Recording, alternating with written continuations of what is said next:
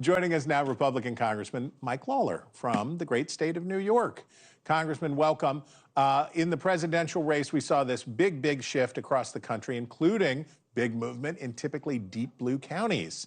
But for House Republicans, that movement didn't translate all the way down ballot. We're still awaiting final results from a few outstanding races, but it will definitely be a similarly thin majority for your party. Why weren't there coattails from the top of the ticket? Well, look, overall, I think there were. You can look at a district like mine, where Joe Biden won by 10 points 4 years ago, and when all ballots are counted, Donald Trump very likely will win my district or come just short, which is significant movement across the country. And I think it boils down to one thing: the issues. People are extremely frustrated by the economy. They're frustrated by the migrant crisis. They're frustrated by the international crises that have exploded under Joe Biden and Kamala Harris.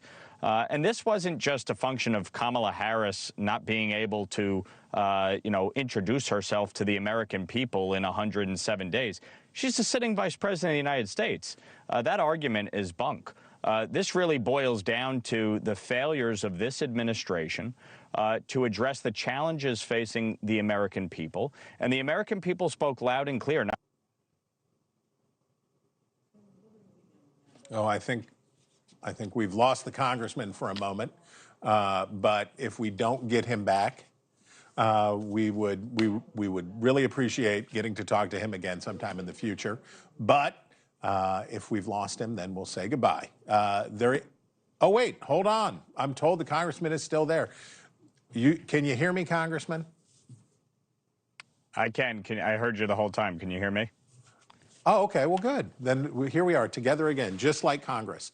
So I certainly take your point. I certainly get what you're saying. But there is the American electorate is sending a couple of messages here, right? And just as you say, this could be seen as a repudiation for Democrats more than carte blanche for Republicans, right? Well, look, no question. The House map is very divided. There's only a handful of seats that are truly competitive, mine being one of them. And, 2 years ago, I won by 1,800 votes. In this election, I won by 25,000 votes. So there was a significant shift in my district. There was tens of millions of dollars poured into New York and California because Democrats understood that was their only pathway back to the majority. So in New York, we lost 3 seats, yes, but I don't think that's a function of the top of the ticket. I think that's a function of the fact that Democrats poured tens of millions of dollars into New York to try and flip these seats. At the end of the day, we're going to hold the House majority. We flipped the Senate, and Donald Trump won an overwhelming victory. So I think people are misreading the end result here. At the end of the day, you had a handful of seats that are truly competitive. We flipped a bunch. They flipped some. At the end of the day, we're going to hold the majority. And I think that speaks to the bigger point, which is that the American people want us to act on the economy, on the border, on the international crises, on energy policy. And that's what we're going to do as soon as we get to January 3rd and January 20th when the president is sworn in. Thanks for watching. Go to joinnn.com to find NewsNation on your television provider. And don't forget to click the red subscribe button below to get more of NewsNation's fact-driven, unbiased coverage.